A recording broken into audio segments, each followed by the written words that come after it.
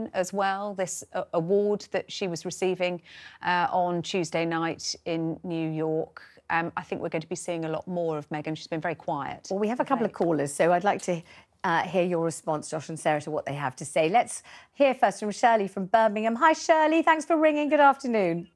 Good afternoon. I do think it being unfair, and the first word comes to mind is spiteful to Harry and Meghan. The taxi driver picked them up at the end, and ITV said, we have footage of them being chased, but we're not showing it. We'll show it. And I do think that the cameras should come forward of them being chased. There were 6 cars behind them. There were the police near miss. There were cars going the wrong way, and passers-by were near missed. So they're not making it up. They did have a bad time.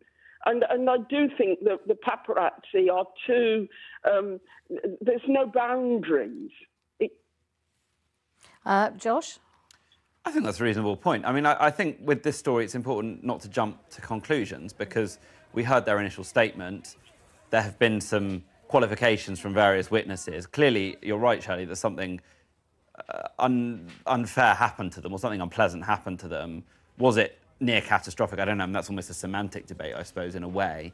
But I think we have to keep an open mind. We have to hold, I think, probably competing truths in our heads at once on this, which is that this was probably not a very pleasant experience. It was probably a lot worse for Harry, given his emotional context. But perhaps there is a danger that it was slightly exaggerated too, although we'll see as more reporting comes out. Yeah, Shirley, I'll just read the NYPD statement, which is, on Wednesday evening, the NYPD assisted the private security team protecting the Duke and Duchess of Sussex.